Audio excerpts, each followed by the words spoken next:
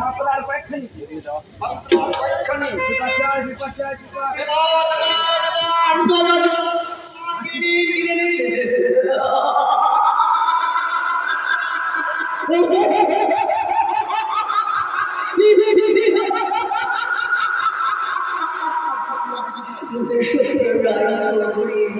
বড় ছেলে বাড়ি হয়ে গেল। এবার বাবা কি হবে? স্বাধীন আমাকে বিয়ে করতে পারবো হবে আর সেই জন্যে মাটি আমার যেমন আমার কাছে দিয়ে কঠিন স্বাধীন করে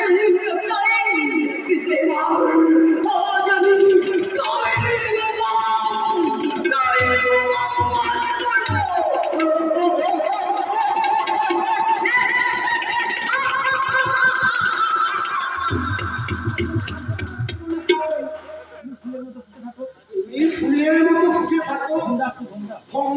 তোমরা আসছি ভালোবাসার মানুষ আসছে মানে ঘর বলে কিছু আসার আগেই তো ছোট দাও যেই তোমার কথা বলেছি এমনি করে অফিসে একটু পাত্র মিলে করে গান করতে যাচ্ছে মোটর সাইকেলে চেপে তারপর এসে বলবে এসে বলবে তুমি সত্যি বলছো চৌদা? আমার কথা বিশ্বাস হলো না। আরে ছোট দাদাবাবুর সঙ্গে তোমার লাইনটা যে লাইন ভালোবাসা লাইনটা চাকরি করে দিয়েছে। কোনো কথা তুমি পার্কে ওই করেছো যেমন করে হোক স্বাধীনকে তোমাকে তা করতেই হবে।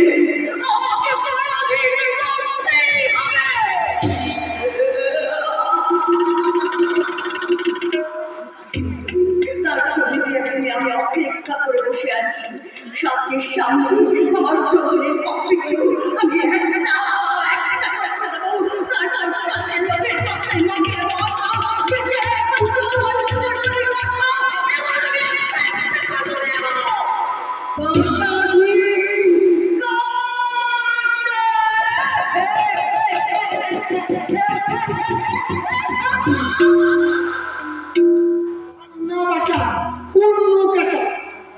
আর ছাঁটা দিয়ে বাবুদের বাড়ি বসে পড়াই তো আমার বিয়ে পাস করে একটার পর একটা দরখাস্ত বাবা বললেন বড় হয়েছে নিজের পেট নিজেকেই পড়াতে হবে। আমি এই বয়সে জীবন ছেলেকে আর বসে খাওয়াতে পারবো না। বাড়িতে আমার মা অসুস্থ মানুষের বিয়ে দিতে হবে। তাই আমি শিক্ষা দেওয়ান অভিমান ভুলে গিয়েছি। একদিন আমি বাড়ি থেকে পালিয়ে গেলাম শিক্ষিত ছেলে বাবুদের বাড়ি করে সবাই জানে আমি কলকাতা একটা প্রাইভেট চাকরি করি, কিন্তু এখন আমাকে যদি এই অবস্থায় কেউ দেখে কি ভাবে কেউ বা জানে। চন্দন আরে কি আমি বাবুদের বাড়ির চাকর, কিন্তু শিক্ষিত ছেলে হয়ে তুই চাকরের কাজ করছিস। বাধ্য হয়েছিল পাঠ্যভাবে বিয়ে পাস ছেলে হিসাবে একটার পর একটা দরখাস্ত দিলাম। কত লোকের হাতে পায়ে ধরে বললাম আপনারা আমাকে কি একটা কাজ দেবেন, যে কোনো কাজ যার প্রিয় নিথক সব কাজ করতে আমি রাজি আছি।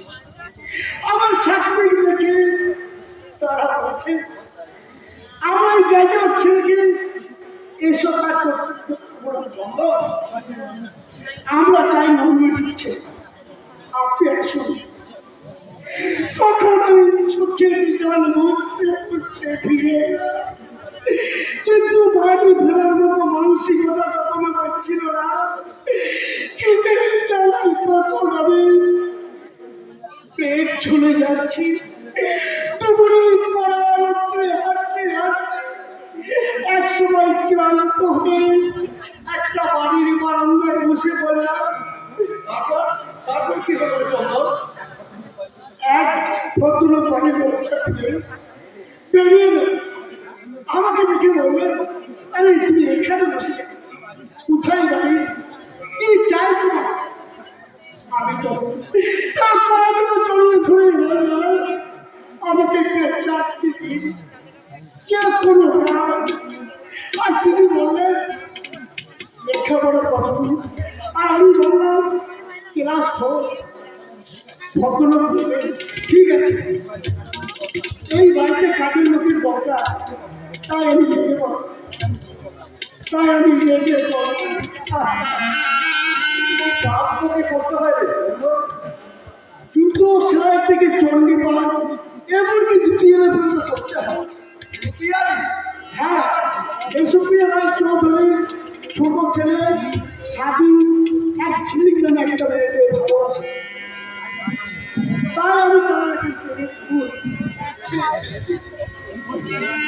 আমি এই পথ হচ্ছে না খেয়ে খেতাম কি আর করতাম না কি। আর আজকে এই সমাজে আমি বাস্তব কি করে? চন্দন, তুই কি জানি? জানিস পাত্র, আজকালের শিক্ষিত ছেলেদের কোনো চাকরি হয় না। চৌগুন যাদের করতেন সেই সব কুমারী মেয়েদের চাকরি বাজারে আজকাল কি তোমার? আরে তো চেহারা হবেই তো, হবেই তো পার্থ গাঙ্গুলি। পার্থ গাঙ্গুলি এখনো হচ্ছে ম্যানেজার।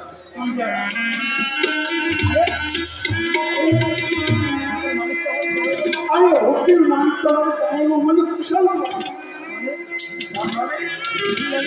তুমি আমি দুজনে এই বাবুদের বাড়ি এক চাকর।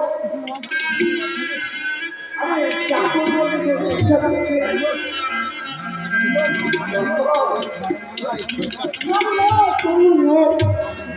বাবুদের কাছে আমার নাম ফেলে কাছে সুবিধা হয়, তাই আমি চন্দনটাকে বাদ দিয়ে চাঁদু বানিয়েছি। আর আগে তুমি আমাকে চন্দনের একটা বিষয় হচ্ছে। আর সরি চন্দন, আর সরি।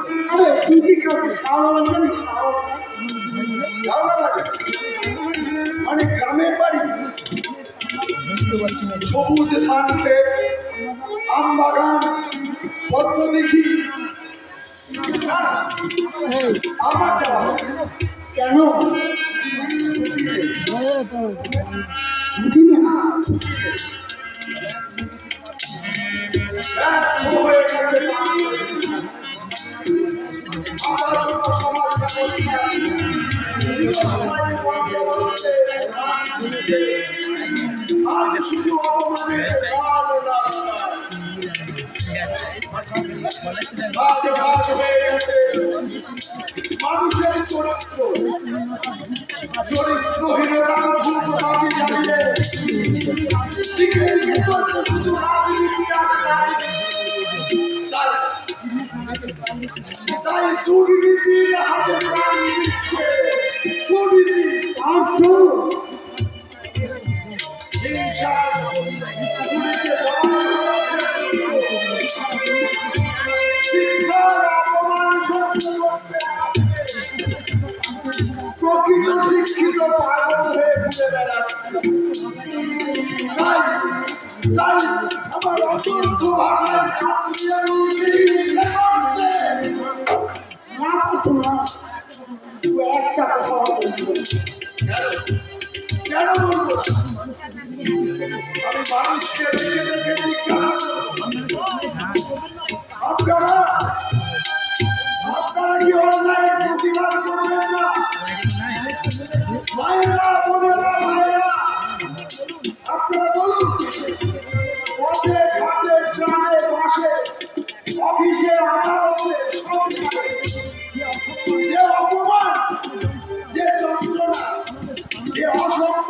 আপনারা সহ্য করছেন, তার প্রতিবাদ আপনারা কি করেছেন? আর তো কি হচ্ছে? দাদারা, ভাইরা, বোনেরা, আমার প্রশ্নের উত্তর দিন।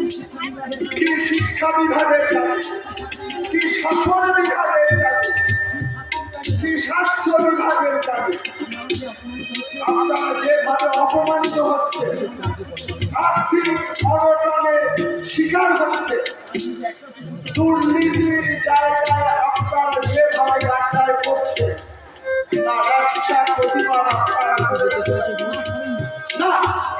আপনারা তা করেন। প্রতিবাদ করে কোনো লাভ নাই। আমার চোখের সামনে প্রতিবাদ করে একজন ভুল আরেকজন হয়ে গেল পাগল, আরেকজন হয়ে গেল অন্ধ। তাকে বিচার প্রতিবাদ না করে আমার কিছু জীবনে সব যে পক্ষ দল হবে সেই দলে যাওয়াটা বুদ্ধিমানের কাজ। আমার সাথে অন্যায় চেষ্টা থেকে অন্তরে থেকে এদিকে স্থায়ী। আরে নিজের চোখে মনে রাখি, আরে আপনি বাঁচলে বাঁচে না। দেয়ালে দেয়ালে মনের খেয়ালে আমি যে লিখি লিপি কথা, আমি যে বেকার পেয়েছি লেখার স্বাধীনতা। আমি আমার বন্ধুর কাছে বর্তমান সমাজ ব্যবস্থার শিক্ষা নিয়ে এই দৃশ্য থেকে আমি চুপ হয়ে বিদায়। গুড বাই বন্ধু, আবার তোর সঙ্গে দেখা হবে আগামীকাল। দেশপ্রিয় রায়চৌধুরী, বড় ছেলে বিক্রম রায়চৌধুরী ফুলসজ্জার পার্টি। গুড বাই বন্ধু।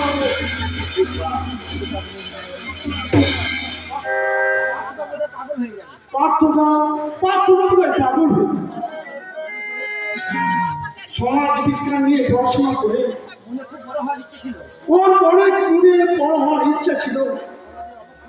তাই তো এই সমাজের অবক্ষা দেখে মাঝে মাঝে মুখ থেকে বেরিয়ে আসে যুগ যন্ত্রণার কথা।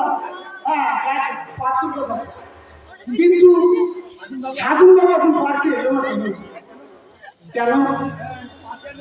পার্কে আমি হয়তো না দিয়ে এসেছি রে চারু। আরে দাদাও হ্যাঁ রে, মেয়ে মানুষ এইদিকে ওদিক চেয়ে দেখলাম পার্কে সব দিকে যারা জোড়ায় জোড়ায় প্রেম করবো, স্মৃতি খালি নেই। ছোট দাদা বাবু, লেখা কি কখনো হয়? যদি রাখেন পেন আছে কালি নাই। চারু, আপনি তো আপনি ঘিরে কিনে বাগানে লাগে। চারু, আমি রং সেতুলি। আপনি গাছের ডাল আর সে বুলবুলি। আচ্ছা, যদি বলি তার থেকে বেশি। তুমি সাজিতে সেলিম, আমি আয়নায় বলি।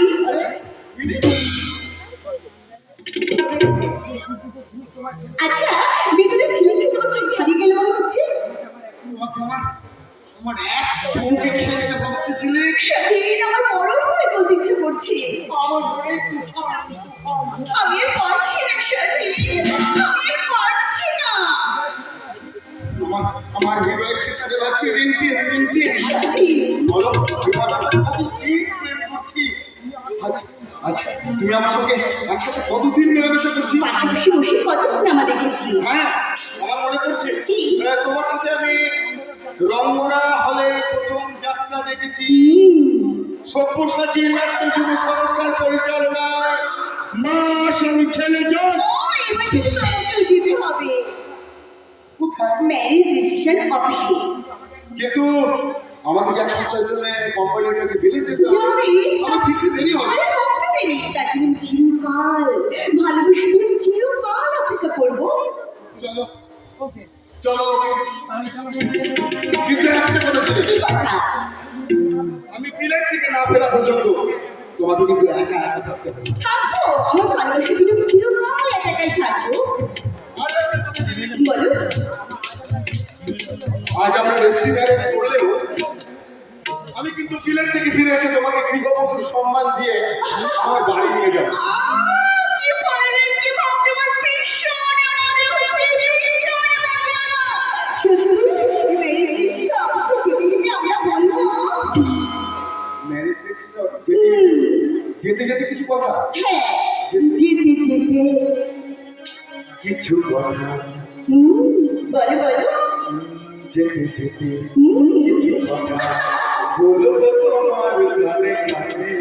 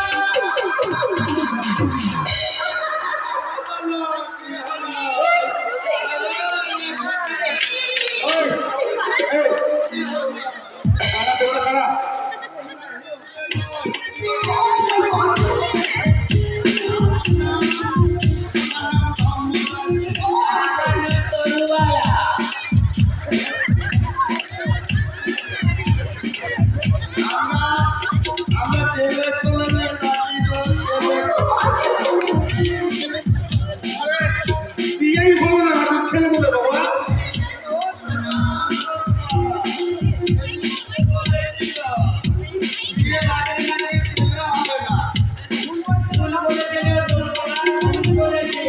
ভুল বলছি।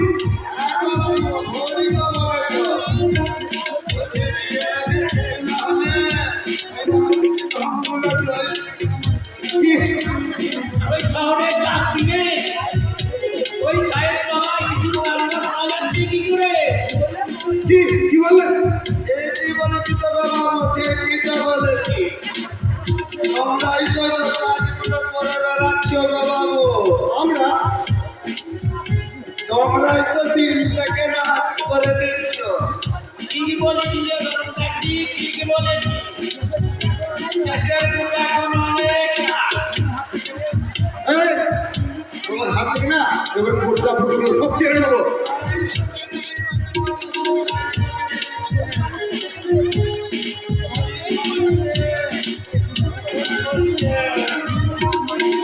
মানুষের মুখে খাবার খেয়ে নিচ্ছে।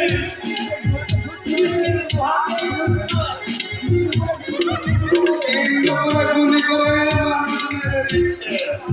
কেউ বাধা দিতে গেলে তাকেও তো মেরে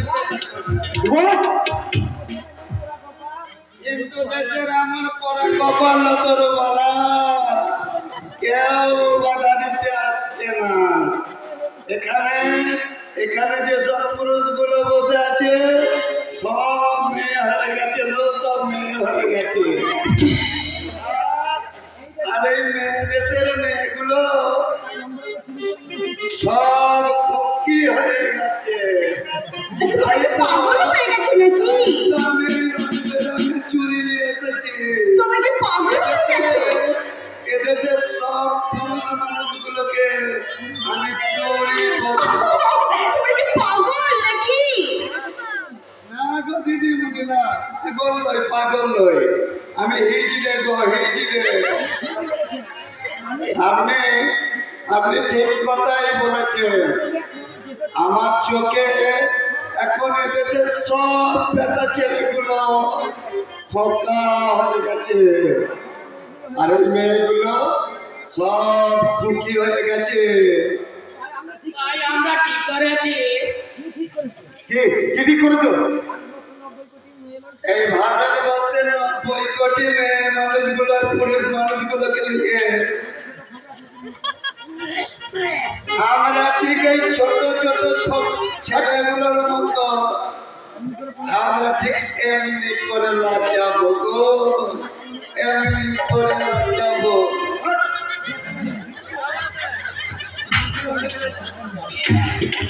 বলিকে তুমি রসিক লাগল আমার গাছের বাগানে ঢুকেছ, কে তুমি রসিক লাগল।